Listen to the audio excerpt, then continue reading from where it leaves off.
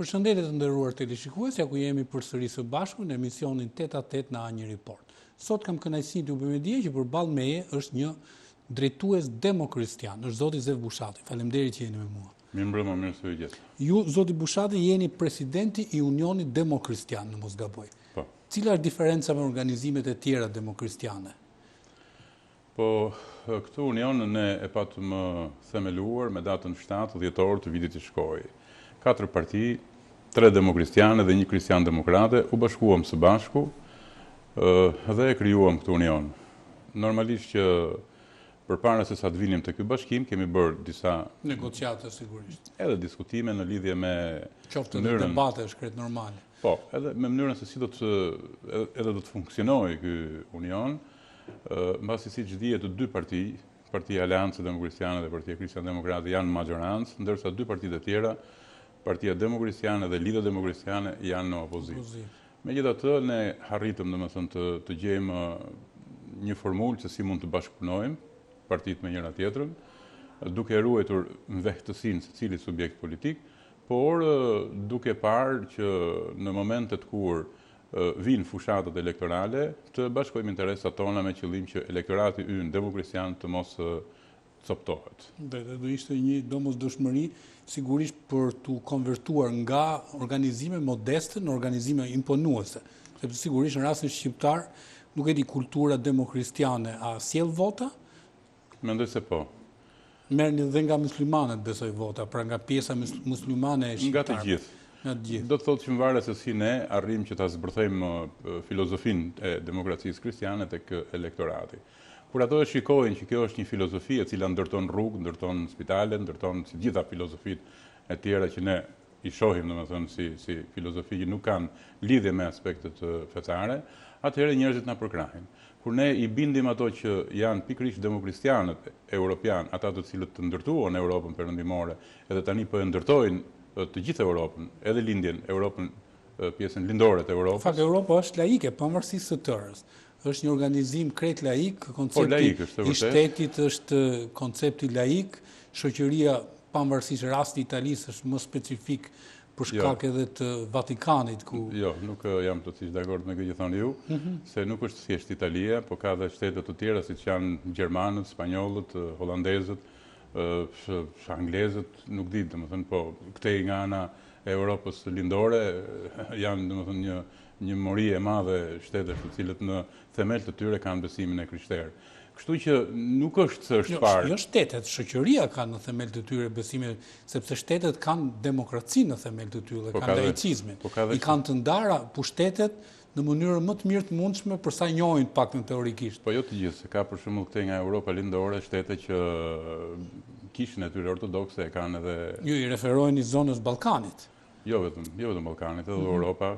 Unë normalisht dakord jam që shtetet e Europës perëndimore, normalisht edhe të Europës lindore. Edhe Europa ka zhvillime revolucionare, kujtoj fushatat elektorale në Itali ku flitet me terma kristian për të marrë sa më shumë vota. Në shoqëri katolike sigurisht që po patjetër, edhe atje kanë pak më të vështirë ato se atje janë të gjithë katolikë dhe duan domethënë ta coptojnë elektoratin për ta marrë një numër i konsiderueshëm i partive. Po kështu domethënë edhe këtej nga Europa lindore ku ka me shumicë të besimit ortodoks që përpiqen edhe ata. Nëse domethënë këto janë lojrat e karakterit politik. Ne nuk përpiqemi që të hymë në këto lloj lojra të këtij karakteri, mbasi ne nuk kemi dëshirë që të krijojmë në një shqetësim midis komuniteteve këtu në Shqipëri dhe të cënojmë atë bashkëjetesë të shkëlqyer fetare që ka populli ynë, por përpiqemi t'i shpjegojmë që është një filozofi politike, ka ideologët e saj kjo filozofi, është një filozofi e cila ndërtoi Europën perëndimore mbas luftës së dytë botërore që ka majorancën sot në Parlamentin Evropian. Pra ne kur flasim për partitë popullore europiane, të gjithë domethënë nga këta sidomos PD-s të cilët janë edhe antarë të Partive Popullore Europiane, e heqin atë në klapa që është kristian-demokrate, po ç'është e vërteta, filozofia e Partive Popullore Europiane është kjo filozofi e demokracisë kristiane, dhe e kemi parë pra si një filozofi ndërtuese në të gjitha aspektet që ndërtohet një shoqëri, siç është shoqëria. Ju zoti Bushati që të keni bashkëbisedues në fushatat tuaja elektorale apo komunikimin e përditshëm që t'ju pyesin, paktën kush njeh historinë e Ballkanit, e di shumë mirë që shtetet të cilat fituan pavarësinë, siç është Serbia apo të tjerat, po i referojmë Serbisë si me domethënëse, për shkak të kulturës dhe të administrimit të kishtar, ishin shtete fetare. Rasti i parë pas rënies perandorisë otomane është rasti shqiptar i shtetit, po themi, oksidental. Edhe ato mendjen dritur shqiptar sigurisht e bën në mënyrën më të mirë të mundshme, sepse ndryshe, duke pasur shoqëri shumë fetare, mund të kishin përfunduar edhe më keq se kaq. Ju pyesin për këto dimensione në rastin shqiptar? Na pyesin, po përgjigjet janë fare të thjeshta, janë ato përgjigje që her pas here, domethënë ne kemi bërë prezent për elektoratin ton. Një kombinim mjaft i mirë i të gjitha komuniteteve në Shqipëri për interesat kombëtare ka qenë gjithmonë formula që Shqipëria ka ecur përpara.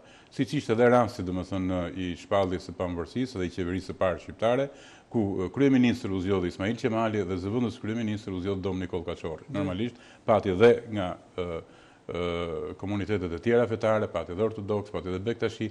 Pra, shqiptarët përgjithsisht janë grupuar gjithmonë kur ka ardhur puna për çështjen kombëtare, për interesat kombëtare, edhe asnjëherë nuk i kanë parë këto interesa thjesht të cënuara nga problemet e karakterit fetar, në mënyrë absolute jo.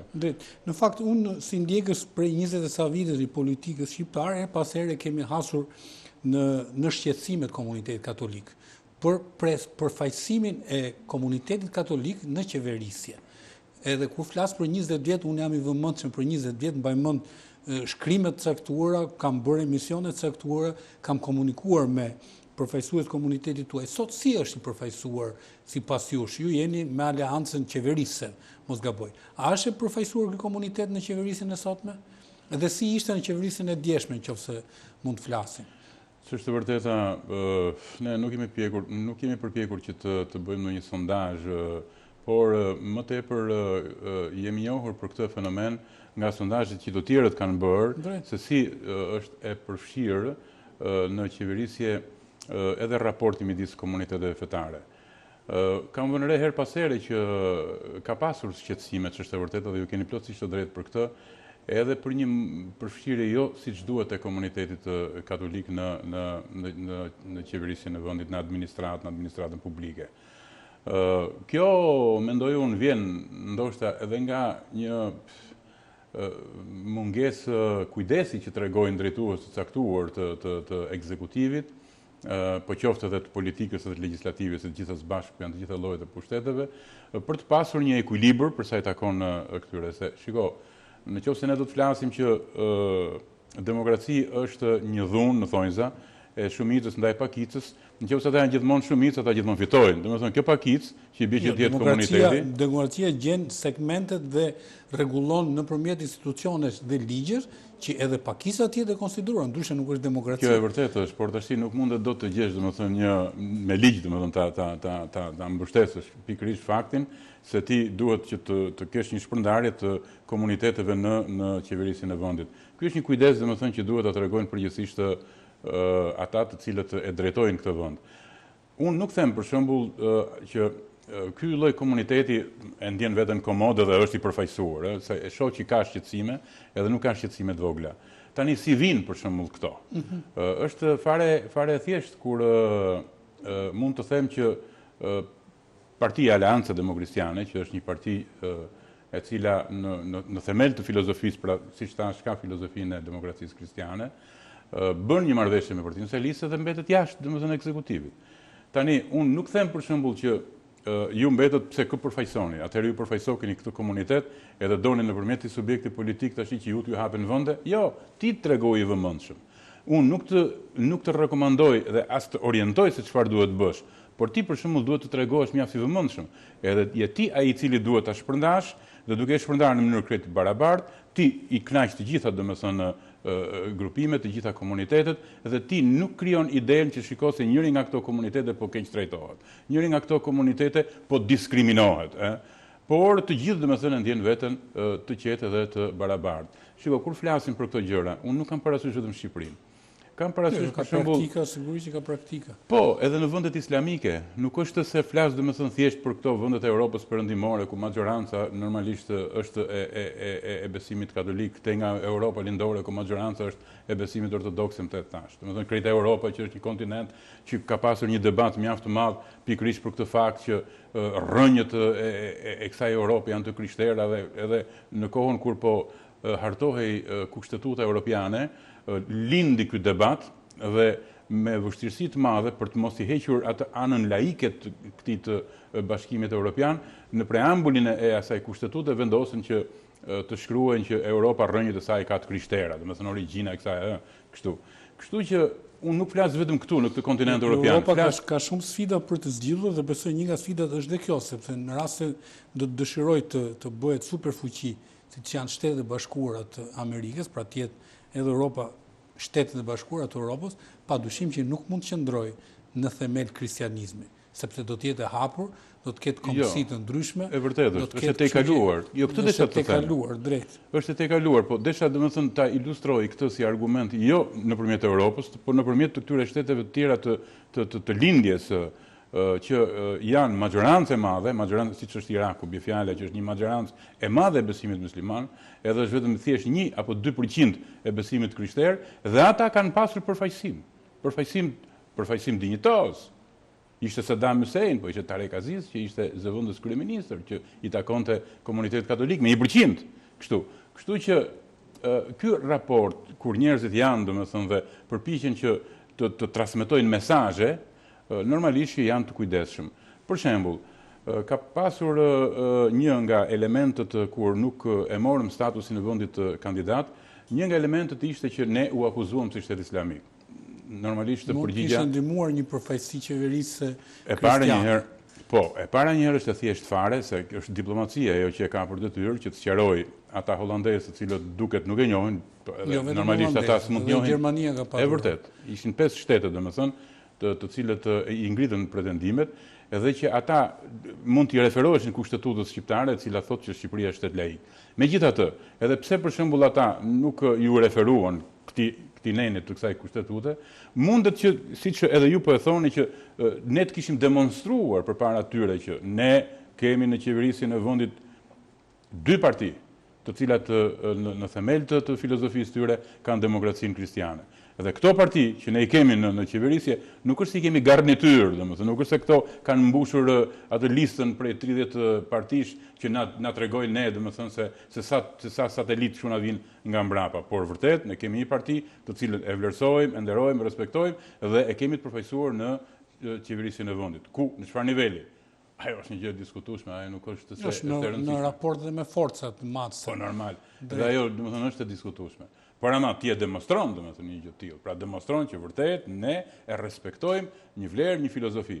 Shiko, më përpara ne jemi përpjekur, domethënë, në kohën e diktaturës që të na hynin në mendje, edhe pse pak me dhunë, jo pak, por shumë me dhunë, arrinim, domethënë, ta ndanim atë nocionin, konceptin se çdo thot filozofi. Edhe atëherë na thonin filozofia komuniste, marksiste, por ajo filozofi kishte ideologët e saj. Edhe ne na mësonin që ishte Marksi, Engels, Lenin dhe Stalin. Ndërsa ne tash i shohim për shembull që kemi 2 parti këtu, të cilët nuk kanë filozofinë e vet. 2 parti të cilët nuk kanë filozofët e tyre. Unë ne flasim për Partinë Demokratike. Partia Demokratike ku është? Cila është filozofia e kësaj partie? Ka filozofi, ideolog edhe drejtues. Ku është filozofi, ideolog edhe? Siç po dëshiron të bëhet edhe zoti Rama, që të jetë ideolog, filozofi dhe ndërsa kur flasim ne, më fal të lutem. 2 minuta dhe do kalojmë përsëri në argumentin tuaj. Kalojmë në spotet publicitare regjia. Ja ku jemi përsëri së bashku të nderuar teleshikues, kalojmë ke zoti Bushati. Zoti Bushati, aleanca juaj me Partinë Socialiste është aplikuar në qeverisje, apo? Më vjen mirë që mbas disa muajsh, unë përsëri e ripohoj përpara teleshikuesve tuaj, që ne nuk kemi të penduar që kemi bërë aleancë me Partinë Socialiste dhe me partitë të tjera, është edhe LSI-ja. 30 parti mos gaboj. Po, 30 janë, po këta 2 domethënë janë shtyllat kryesore që është PS edhe LSI-ja. Dhe nuk kemi të penduar që kemi kaluar këtej. Pra nuk është se kaluam për një karrige. Ne këtë kemi kaluar se ashtu e gjykuam. Ishim të bindur politikisht për nevojën e rotacionit. Pa diskutim. Vendi e kishte nevojë një rotacion, 8 vite në pushtet u konsumuan, është fol gjatë domethënë për këto probleme dhe ne sot e kësaj dite ende vazhdojmë të jemi të qetë dhe të bindur që veprimi që kemi bërë ne si Aleancë Demokristane është një veprim të cilin na e diktoi vetë koha, situata dhe që kemi tash dëshirën dhe vullnetin që pavarësisht domethënë se kjo majorancë fitoi dhe me atë kontributin e vogël të Aleancës Demokristane dhe ne t'japim atë kontributin e vogël në qeverisjen e këtij vendi. Ende vazhdohet domethënë nga drejtuesit të mendojnë se tash pushteti është i këndshëm edhe këtë pushtet mund të administrojnë vetëm ata dhe nuk kanë nevojë domethënë për atë ndihmesën tonë të vogël për administrimin e këtij pushteti. Unë mendoj se gabim e kanë. Ne kemi bërë një marrëveshje është bilaterale, nuk është marrëveshje domethënë kështu kolektive siç kanë bërë ata me 30 partitë e tjera. E kemi bërë thjesht firmosur me Partinë Socialiste nga kryetari Rama dhe edhe unë Bushati. Mendojmë se ne e kemi mundësinë që të ndihmojmë sadopak me emrin ton, me elektoratin ton, me programin ton, me filozofin ton, proceset integruese veçanërisht integruese, sa po folim dhe për një mundësi të përdorimit strategjisë. Po në raport me politikën sot, e cila në një farë mënyrë është një film i parë, por palët kanë ndryshuar rolet. Tashmë Partia Demokratike do t'i Basha po artikulon për ditë më qartë që ka mundësi të bojkotojnë parlamentin dhe të dalin në shesh, politika në shesh. Ju sigurisht e mbani mend që politika në shesh është realizuar nga Partia Socialiste për 2 vjet në mos gaboj, nëpërmjet protestave, greva turistë. Si e shikoni këtë ndrimin e roleve në këtë filmin politik shqiptar? Tani këto 2 parti janë bërë kështu si lavjerës, një herë domethënë është i vjen radha njërës, pastaj vjen radha tjetrës. Ju thatë që Partia Socialiste, domethënë 2 vite, po ishte edhe Partia Demokratike dhe ne të tjerët aleatët e saj, veçanërisht në 98-ën që u bë domethënë mbas vrasjes së heroit të demokracisë, gjithë ajo gurgulet, domethënë jo e vogël, aq e madhe, sa u bë, dhe ne besoj se arritëm në konkluzionin që kështu asgjë nuk fitohet. Domethënë PD me aleatët, po, PD me aleatët, radë, domethënë, gjithë qeveria në 98-ën, dhe pam që nuk ishte kjo rruga, askush nuk na përkrahte. Kjo domethënë ishte rrugë e gabuar. Duket që socialistët nuk e kishin provuar këtë rrugë, kishin dëshirë ta provonin, u përpoqën e provuan dhe pan domethënë që kjo ishte rrugë e gabuar. Tani mua më vjen keq domethënë se Basha është djalë i ri, edhe ai është vërtetë Berisha antimon, nuk është vetëm Basha. E normalisht është edhe antimon. Por tash duket Basha nuk e ka provuar, se Berisha ka provuar dhe ndoshta ai domethënë nga që ka Basha eksperiencë opozitare. Kështu, Ka vetëm eksperiencë qeveritare. Ashtu. Kështu që domethënë ai duket ka dëshirë ta provojë, po unë nga ky ekran i them mos se është rrugë e gabuar. E kemi provuar ne të tjerët përpara, po nuk na ka dalë domethënë asnjë, përveç se i kemi krijuar turbullira, trazira këtij populli të shkret, i cili ka 1001 hallë dhe probleme të karakterit veçanërisht ekonomik. Unë jam plotësisht dakord. Pa një opozit, nuk mund të do të vëndi, domethënë se, shiko, koncepti i filozofisë së partisë që drejtoj është që vëndin nuk është se e qeverisë majoranca, në mënyrë absolute jo. Vëndin e qeverisë majoranca dhe opozita, të dyja së bashku, po njëra drejton dhe tjetra kontrollon. Tash ti si mund të drejtosh ti pa u kontrolluar? Ti kontrollon dhe ti e kritikon, dhe ai tjetri e dëgjon kritikën. Pra, ky është edhe raporti që kanë ato me njëri tjetrin. Jo, tash i besojnë ke teknologjia, e kritikojnë nga rruga, nga sheshi. E kritikojnë, po është edhe problemi tjetër që pjesa tjetër nuk e dëgjon. Domethënë, mirë është që të kritikosh dhe mirë është të dëgjosh, edhe të riparosh atë që ty të duket, domethënë, pra, e drejtë për të. I sugjeroni kthim në institucione dhe jo bojkot. Jo, absolutisht jo. Absolutisht. Dhe pastaj, unë mendoj që nuk është se është në një kohë gjatë, tash në qeverisje kështu. Nuk 6 muaj janë bërë akoma. Po 6 muaj nuk janë bërë akoma. Tash ata kanë nevojë, domethënë është fillimi fare, pastaj kam parasysh nëse do të më lejosh 1 minutë të bëj një koment të shkurtër, kam parasysh për shembull edhe metodën e punës të Ramës, kur ai ishte kryetari i bashkisë, ne të gjithë u çmendëm, thamë ç'a bën ky më. Ai i shkatroi të gjitha rrugët. Edhe më vonë pastaj filloi gradualisht mbylli dhe arritëm domethënë në këtë thënie që Tiranën e bëri Edi Rama, domethënë. Por tash këtu nuk bëhet fjalë më për rrugë, pra që ti kalon edhe kalon në Balt atje, apo kalon në Pluhur, edhe ky pluhuri nuk ta dëmton. Përzullu dhe ndërtimet shumë, kështu që një nga shkaqet që s'ka pluhur edhe Balt janë dhe kjo. Ky pluhur mund të dëmtoj pak shëndetin, por nuk ta dëmtonte ekonominë. Kurse tash ky pluhur po e dëmton ekonominë. Edhe po e dëmton rënd pak ekonominë, që është e vërteta. Edhe mendoj se Rama e ka domethënë atë vizionin për t'i bërë gjërat, por do një qikë më takt se sa në periudhën kur ishte kryetar bashkie, se vërtet po krijohen disa...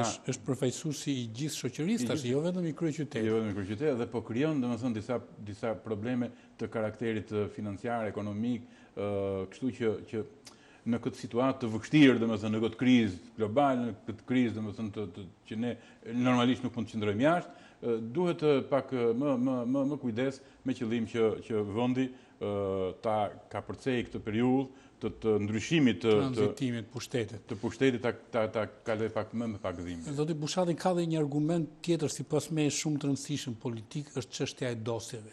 Jemi nga shoqëritë e fundit që nuk kemi hapur akoma dosje, dhe Maqedonia që ka qenë mbrapa të tjerëve, tashmë është disa hapa para nesh.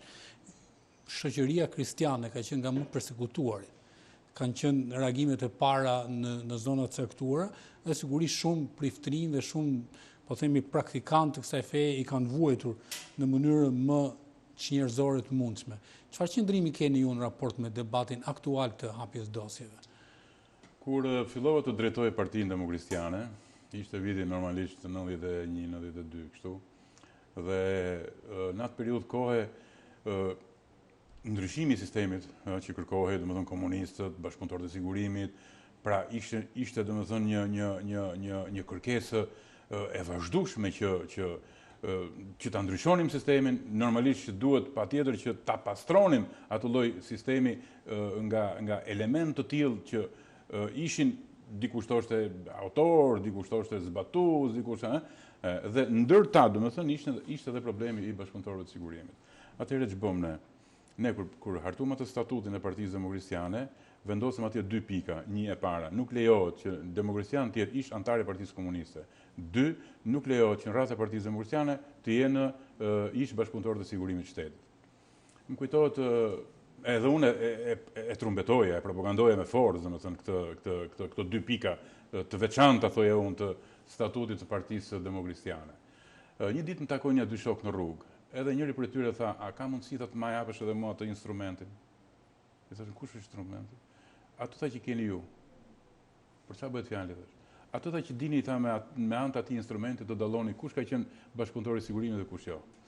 Këtu e kuptova që kjo ishte një gjë shumë e vështirë. Pra asnjë lloj instrumenti nuk mund t'i dallonte dot se kush ishte dhe kush nuk ishte. I vetmi ishte transparenca. I vetmi ishte ligji për hapjen e dosjeve, ai që do t'i dallonte se kush ka qenë dhe kush nuk ka qenë. Këtu filloi pastaj një konflikt i vazhdueshëm, kur ishin në pushtet demokratët, erdhën në pushtet socialistët, kam qenë deputet në parlament në atë periudhë kohe, u debatua gjatë domethënë për hapjen e dosjeve dhe në periudhën kur ishin socialistët në pushtet dhe absolutisht asnjë gjë nuk u bë. Më kujtohet një gjë, që unë ende e kam breng që është i vetmi shtet, Shqipëria, nga shtetet e Europës lindore, të cilë ne domethënë nuk e ratifikuam një rezolutë të Këshillit të Europës. Kam përshtypjen që ka qenë diku nga marsi, më duket, i vitit 2006. Po, në fund u ratifikua në mos gaboj. Jo, ne nuk kemi ratifikuar. Nuk e kemi ratifikuar fare. Jo. Se ajo kishte një lidhje shumë të madhe me të kaluarën komuniste, edhe nëpërmjet asaj rezolute ne duhet ta dënonim domethënë nëpërmjet ligjeve pikërisht këtë periudhë të shkuar komunistët të shtetit tonë, edhe normalisht vendet e tjera arritën domethënë që nëpërmjet ratifikimit të rezolutës, ato arritën që të hartonin edhe një ligj ku të precizohej se cili ishte edhe niveli që do të merrnin pjesë ata që kishin qenë në nomenklaturën komuniste. Ne nuk e bëm një gjë të tillë. Nuk u bas në periudhën që ishte zëvendës presidenti i Këshillit të Europës Aleksandr Biberaj, kam përshtypjen se është realizuar në atë periudhë.